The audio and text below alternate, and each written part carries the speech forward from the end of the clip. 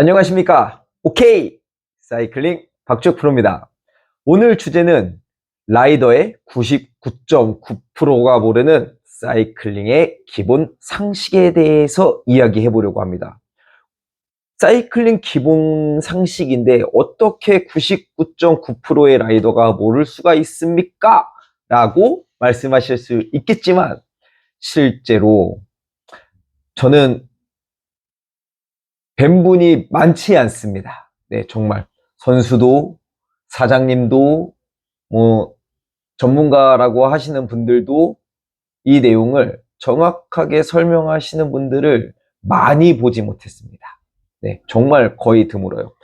이걸 모르기 때문에 결론적으로 기량이 향상하지 못하고 통증이 지속적으로 발생하게 되고 주행 효율이 떨어질 수밖에 없는 구조가 만들어지는 것이죠. 하지만 이걸 몰라도 자전거를 잘 타는 분들이 계십니다. 그건 그분들이 운동 기능이 너무 뛰어나기 때문이다 라고 말씀을 드릴 수 있을 것 같아요. 자, 이제 그 내용에 대해서 본격적으로 들어가 보도록 하겠습니다. 자전거를 타다 보면 나보다 자전거를 잘 타는 사람, 그리고 경력이 오래된 분들이 이렇게 저렇게 조언을 많이 하잖아요. 야, 너 안장이 높은 것 같아. 통증이 있으면 어떻게 타야 돼? 이런 말씀을 많이 주시는데 듣지 마세요. 맞을 수도 있는데 근원적인 부분을 정확하게 짚지 못하고 나의 경험에 의한 피드백일 확률이 아주 높습니다. 거의 100%일 확률로 매우 높다라고 말씀드릴 수 있을 것 같아요. 어차피 그렇게 피드백을 주시는 분들도 자전거 지오메트리를 해석하지 못하세요. 자전거는 지오메트리라는 게 있잖아요. 자전거 설명서 말이죠. 우리 자전거는 이렇게 타세요라고 해서 자전거 설명서를 만들어 놨는데 이 자전거의 구조가, 설계가 어떻게 되어 있는지 인지하지 못하고 자전거를 타면 어떻게 될까요? 기능을 향상하기 어렵겠죠. 맞아요. 근데 거의 대부분의 라이더들은 자전거 디자인을 보고 구매를 합니다. 내 눈에 이뻐야 자전거를 더 많이 탈 수 있게 된다 라는 논리는 저도 공감합니다. 하지만 내가 마음에 들어서 자전거를 구매를 했다면 내가 타고 있는 자전거가 어떤 기능을, 어떤 퍼포먼스를 더 효과적으로 만들어낼 수 있는지 정도는 알고 있어야 된다라는 말씀을 드려요. 보통 우리가 통증이 있는 분들, 거의 대부분 이제 손저림이나 목 주변에 통증이 많을 텐데 이렇게 손저림이나 목 주변에 통증이 있는 분들의 공통점은 자전거의 앞뒤거리가 조금 좁을 확률이 매우 높습니다. 네, 그러니까 브랜드에서 뭐 A라는 브랜드에서 우리 A라는 브랜드는요 키가 몇부터 몇이면 이 정도 사이즈를 타면 됩니다 라고 이야기를 하고 있지만 실제로 그거는 한국인들의 표준 체형에 맞춰서 나온 사이즈가 아니다 보니까 이 자전거를 탔을 때 뭔가 다른 트러블들이 만들어질 확률이 매우 높아질 수 있고요. 아무래도 최상위급 라인업의 자전거들은 숙련도가 높은 사람들이 탔을 때 더 효율적일 수 있으나 숙련도가 떨어지는 분들이 탔을 때는 아무래도 적응이 더 어려울 수 있기 마련이다 라는 말씀도 드릴 수 있겠습니다. 이 브랜드마다요 키가 몇부터 몇이면 이렇게 타세요라고 이야기를 하지만 그걸 통합적으로 놓고 보면 최대 사이즈가 2개 차이가 나는 경우도 있습니다. 네. 예를 들어서 특정 브랜드의 경우에는 가장 작은 사이즈가 어떤 브랜드의 미디움 사이즈와 거의 비슷한 경우도 있습니다. 실제로요. 네.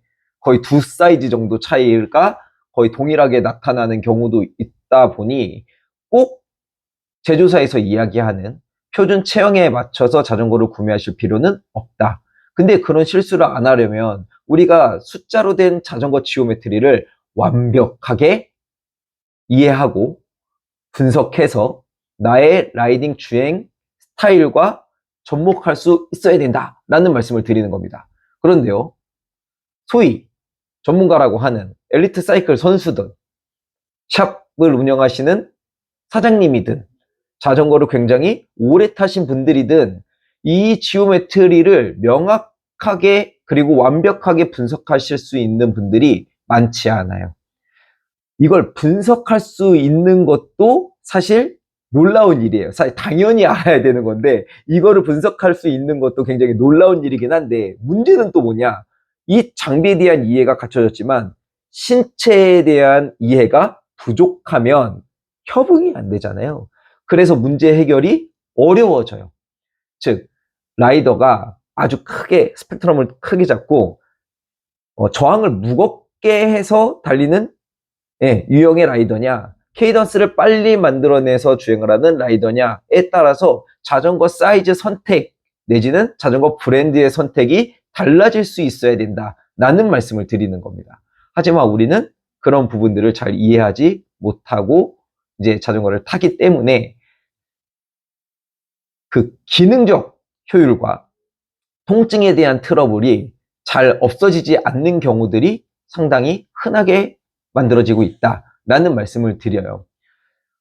일례로 요즘 나오는 최상위급 라인업의 자전거들, 뭐 꼭 최상위급의 라인업이 아니더라도 전부 다 일체형으로 만들어지고 있잖아요. 생산이 많이 되고 있는데 이 일체형 자전거의 가장 큰 문제점이 뭐냐면 내 몸의 자전거를 맞추는 게 아니라 자전거에 내 몸을 맞춰야 되기 때문에 자전거에 대한 이해, 숙련도 이런 것들이 매우 중요합니다. 그리고 신체 기능까지 포함이 되겠네요.